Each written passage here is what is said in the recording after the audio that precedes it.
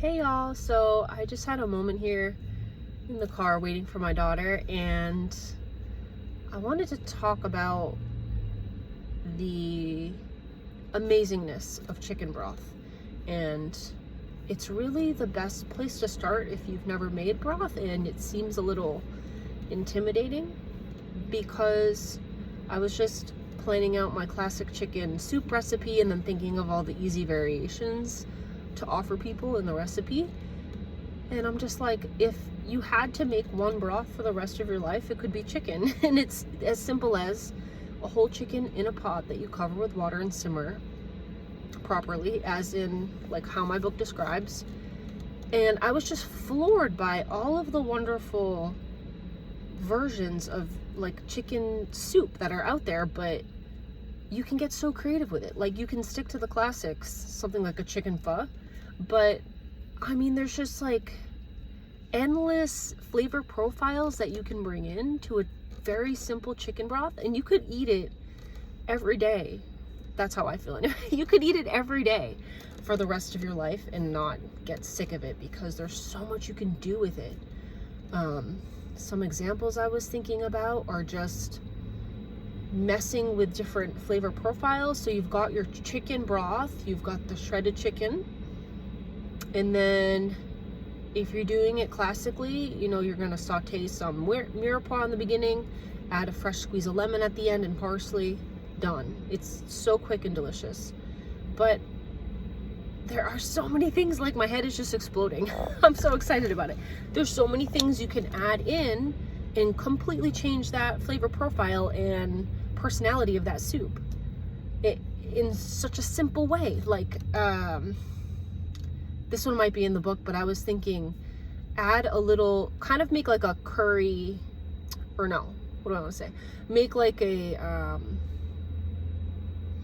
Thai paste, like a Thai aromatic paste with like galangal, kaffir lime leaf, and lemongrass, and then add something spicy to it like gochujang paste, and then put that into the soup while you're sauteing like a shallot or an onion at the beginning and some garlic, and it turns the soup like this beautiful red color with all of those amazing aromatics and gives it that hint of spice. And then you're just squeezing lime juice in at the end, maybe putting some fresh herbs in there to, like, right when you serve it, put some fresh mint or Thai basil or cilantro, whatever you have really, and maybe some coconut milk for some richness, maybe a little teaspoon of your schmaltz from your chicken broth.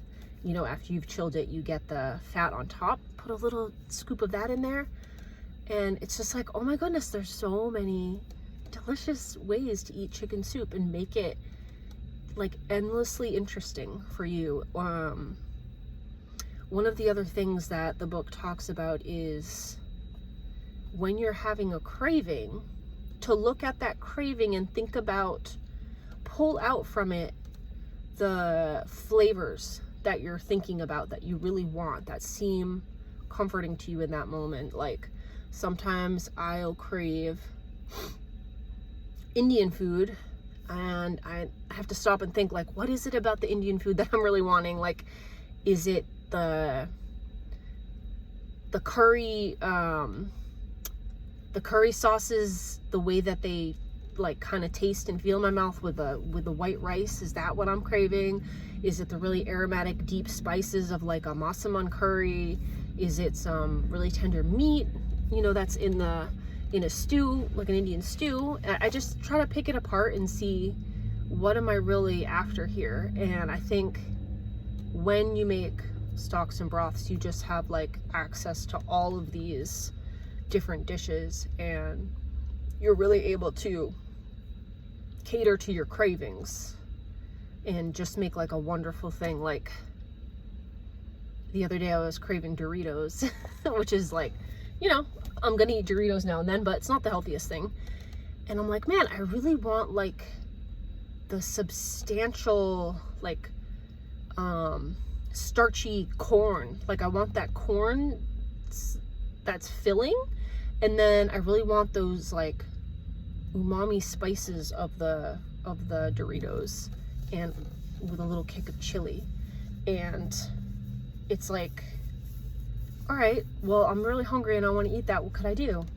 So I just made a soup with kind of like a chicken tortilla style soup, where I added chili powder in the beginning with the onion and garlic when I was sauteing it, and I ate it with some corn chips and squeeze a lime in there and some sour cream for richness.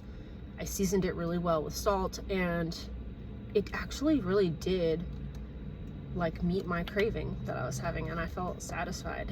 And I think it's important to do that. I think it's important to eat what we are craving. And I don't know enough about nutrition and things like that, like from a scientific perspective, but just as far as like being a human being and honoring our bodies and like exploring all the different things that are available in the world, I always feel so much more satisfied when I think about those cravings, pick them apart, and then try to feed myself based on them. And whether you know it or not, sometimes people say, well, what if my husband's craving something different and my daughter's craving something different and my son's craving something altogether different? I would still try it. I mean, especially if you're the mom and the main cook of the house, I feel like if you cater to what you're craving and make it really lovely and like really get in there and feel good about what you're making, that usually the family, if you're feeling filled up from it, then usually your family will too. Or also you could take turns. Like my daughter, sometimes she loves chicken broth, like that's her favorite, but sometimes she really only wants the Asian flavors in there, like a sweeter broth with aromatic spices. She's just like dead set on that's what she wants, and she wants it with noodles, and she wants to put her Thai basil on top. And I don't know the reason for it, but her body knows something that she's not able to say. And I really try to honor those times where she's asking for it for time and again.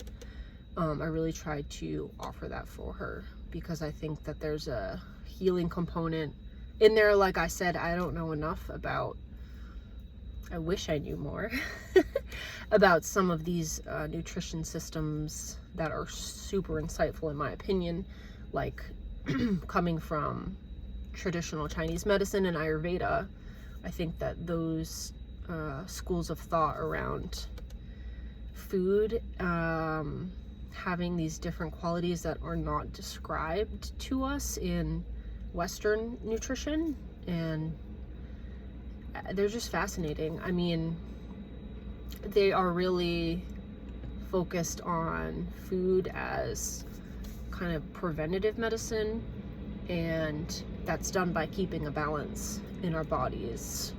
So it's just something I'm beginning to learn a little more about, and I just think it's super insightful, and it's just another way of looking at all of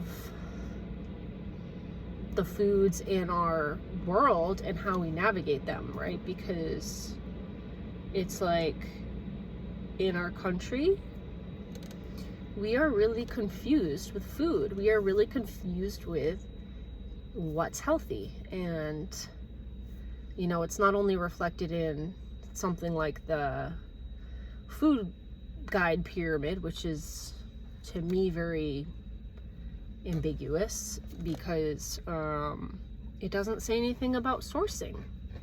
And to me, that's one of the most important parts of what you're eating, is trying to get something that's been grown close to you, and eating that, not for everything like a purist, but you know, every now and then giving yourself that little connection to the land around you. And also, we've got all of these crazy diets that exist, and I just feel as though they are in reaction to the confusion about how we should feed ourselves, because we do not have a lot of that wisdom, and a lot of things have been a bit monetized, like you know, selling cereals to kids that are colorful and sugary and a burst of flavor in your mouth. It's, you know, it's fun to have those things every now and then, but should children, I don't know, I'm going on a rant now, but I'll just say it. Should children be exposed to those things that aren't really close to anything natural that they would have? I just wonder if it really messes up people's taste bud compass. I don't know if that's a thing, but like your compass that you have that tells you what you want and what you think would be satisfying for you in the moment. And instead of going to a whole foods version of it, you're going to a processed food version of it. And like I said, I eat processed foods. We have processed foods in our house. I think a lot of processed foods are fun and delicious and interesting.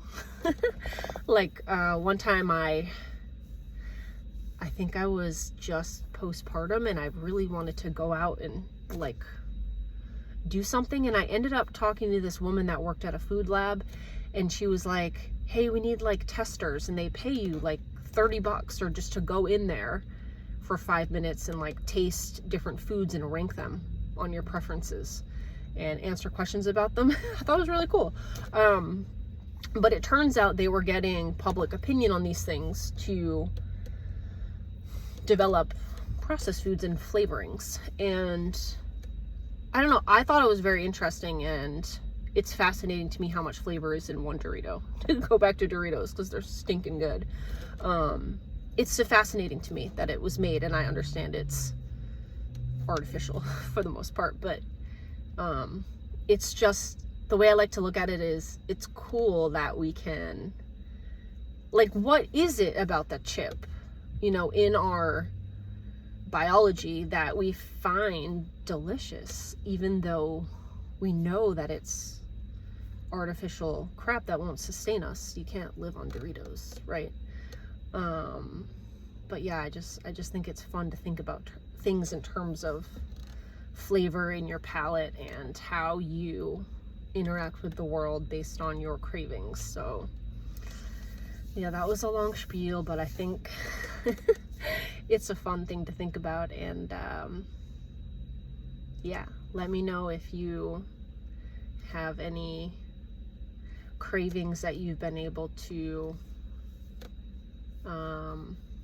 I would say like turn into a positive experience, and that you felt really satisfied from. I'm wondering if anyone has had that experience. So that's all for now. Until next time.